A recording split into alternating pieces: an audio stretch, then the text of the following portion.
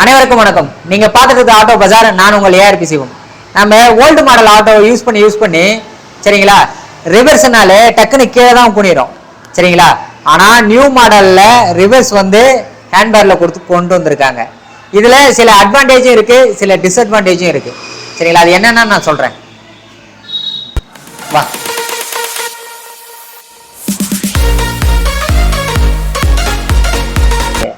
இந்த ஹேண்ட்பேர்ல உங்களுக்கு reverse gear கொடுத்துருக்கனால என்னென்ன அட்வான்டேஜ் அப்படின்னா, நீங்க ரிவர்ஸ் போகணும்னா டக்குன்னு கீழே குனிஞ்சு அந்த லிவர் இழுப்பீங்க. அது ஒரு ஸ்ப்ரிங் டென்ஷன் இருக்கும். ஸோ இழுக்கிறதுக்கு சில டைம்ல கஷ்டமா கூட இருக்கலாம் சரிங்களா. அந்த பிரச்சனை இதுல கிடையாது சரிங்களா. இப்ப நம்ம இங்க கிளச் இருக்கு பாத்தீங்க ரிவர்ஸுக்கு, இதை அழுத்திட்டு நம்ம மேல சிம்பிளா ஃபர்ஸ்ட் கியர் போடுற மாதிரி தூக்கினாலே போதும், ரொம்ப ஈஸியா நம்மளுக்கு ரிவர்ஸ் கியர் விழுந்துரும். ஆனா ஓல்டு மாடல்ல அந்த மாதிரி கிடையாது. அடுத்தது என்னன்னு பாத்தீங்கன்னா, ஓல்டு மாடல்ல இப்ப நீங்க 2வது கியர்ல இருந்தாலும் சரி, 3வது கியர்ல இருந்தாலும் சரி, எத்தனை கியர்ல இருந்தாலும் சரி, நியூட்ரல்ல இருந்தாலும் ஓகேங்களா, எத்தனை கியர்ல இருந்தாலுமே உங்களால ரிவர்ஸ் கியர் அப்ளை பண்ண முடியும். இப்படி அப்ளை பண்றது மூலயமா உங்களுக்கு கியர் பாக்ஸ் அடி வாங்குறதுக்கு வாய்ப்பு அதிகமா இருக்கு சரிங்களா. ஆனா இந்த மாடல்ல அப்படி கிடையாது. நியூட்ரல் வந்துட்டு நீங்க இங்க கிளச் லிவர் அழுத்தி அதுக்கப்புறம் தான் உங்களால வந்து ரிவர்ஸ் போக முடியும். அதுக்கு முன்னாடி நீங்க எப்பேற்பட்டு பண்ண 4வது கியர்ல இருந்து டைரக்டா உங்களால ரிவர்ஸ் போக முடியுமான்னு பாத்தீங்கன்னா கண்டிப்பா போக முடியாது. நியூட்ரல் வந்துட்டு தான் நீங்க ரிவர்ஸ் போவீங்க. அப்ப கியர் பாக்ஸ் வந்து அடிபடுறதோ பாதிக்கிறதோ அதோட வாய்ப்புகள் ரொம்ப குறைவா இருக்கும் இதுல சரி. இப்ப அடுத்தது என்ன விஷயம்னு பாத்தீங்கன்னா, ஓல்டு மாடலுக்கும் நியூ மாடலுக்கும் ஒரு பெரிய மேஜர் டிஃபரன்ஸ் சொல்லலாம். இப்ப நம்ம ஓல்டு மாடல் வச்சிருக்கோம், நியூட்ரல்ல இருந்துட்டு நம்ம ரிவர்ஸ் கியர் அப்ளை பண்ணாலுமே சில டைம்ல பாத்தீங்கன்னா ரிவர்ஸ் ஒர்க் ஆகாது. ஸோ இன்ஜின் மட்டும் ரொட்டேட் ஆகும், ஆனா ரிவர்ஸ் வந்து சரியா உட்காராம இன்ஜின் நாய்ஸ் ரொம்ப அதிகமாக வரும், வைப்ரேஷன் ரொம்ப அதிகமாகும். ஆனா இந்த ஆட்டோவில் எனக்கு தெரிஞ்சு நான் ரிவர்ஸ் அப்ளை பண்ணி இன்ஜின் நாய்ஸ் வந்தது இல்லை, ரிவர்ஸ் கரெக்டா அப்ளை ஆகுது சரிங்களா. இப்ப நம்ம ஓல்டு மாடல்ல அது நிறைய பிரச்சனை அடிக்கடி வரும் சரிங்களா.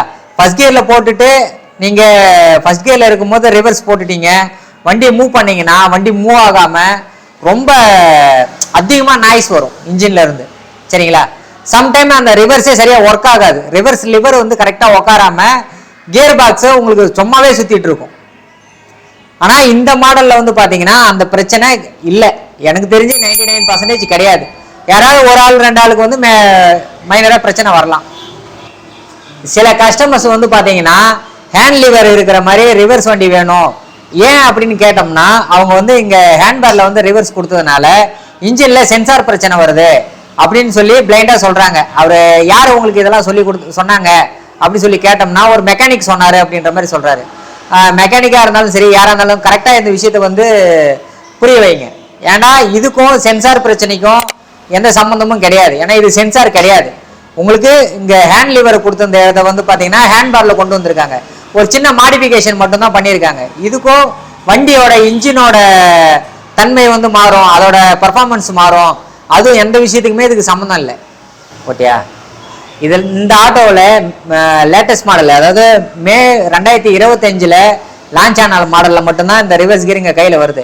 இதில் ஒரு மிகப்பெரிய அட்வான்டேஜ் இருக்கு. அந்த ஓல்டு மாடலை விட இதை கம்பேர் பண்ணால் உங்களுக்கு கியர் பாக்ஸ் அடி வாங்காமல் பழைய மாடலை விட கியர் பாக்ஸோட லைஃப் வந்து இதில் அதிகமாகவே வரும். அதனால இந்த ஆட்டோவை எடுக்கிறதுக்கு இல்லை, இது இந்த ரிவர்ஸ்னால தான் நீங்கள் எடுக்க மாட்டீங்க, இந்த ஆட்டோ வந்து வேணான்னு நினைக்கிறீங்கன்னா உங்க எண்ணத்தை தயவு செஞ்சு மாத்திக்கோங்க. மேலும் ஆட்டோ பற்றிய பயனுள்ள தகவலை தெரிஞ்சுக்க ஆட்டோ பஜார் சேனலை சப்ஸ்கிரைப் பண்ணுங்க. உங்களுக்கு வேற ஏதாவது ஆட்டோ பத்தி டீட்டெயில் வேணுமா, உங்க கருத்துக்களை கமெண்ட் பண்ணுங்க மற்றும் லைக் பண்ணுங்க, ஷேர் பண்ணுங்க.